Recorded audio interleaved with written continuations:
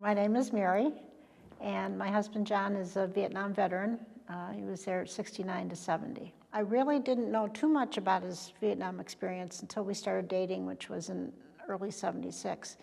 And then he didn't talk too much about it. I started noticing things before we got married. He would have days where he'd be very withdrawn and wouldn't want to talk. I knew he was an alcoholic, but of course I thought, well, we're in love and, I'll make it all better. I'll take care of it. We very seldom went as a family, although we did a few times, to the 4th of July fireworks. And he would just practically hit the dirt, a car backfiring, a noise on the street, if somebody slammed a door, just things that normally you wouldn't jump at. We had gone for counseling a couple of times, and every time that someone would say to him, or the counselor would say to him, "Do you think you might be depressed?"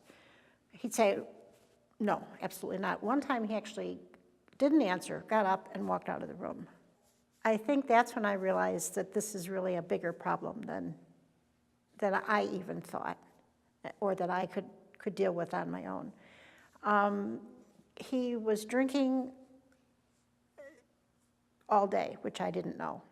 I know when he went to the VA, it was 30-some years after he'd gotten home from Vietnam.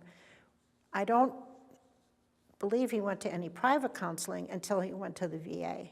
And then he was able to talk about his feelings. It was in 2004, after he had started going to the VA, that they diagnosed him with post-traumatic stress. And I think it was maybe kind of a relief to know that there was something outside that had brought all these things together. I think he's made great progress. There's still room to grow, but at least he's working on it now. He mentioned that he wanted to write a book, and they said, "Well, why don't you write this book?" So he hemmed and hawed and started and stopped, but he wrote it. And it was the story of his experiences in Vietnam, but what he did was he used the letters that he wrote home. And that, I think, is the one thing that was the most cathartic of anything. And I credit the VA with pushing him to do this, because he got it all out. And our kids have read it, and several other people have read it, family members and not family members. And that really, I think, started the recovery. If somebody's wearing a Vietnam veteran's hat, he'll go up and say, "Welcome home," and start talking to him. So he has loosened up a bit, and now in the back of his car, he has his cap that says Vietnam veteran, which I think is cool.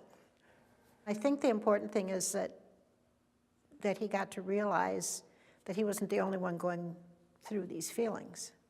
And when you feel like you're alone and there's nobody to turn to and there's nobody that understands, it just compounds the problem.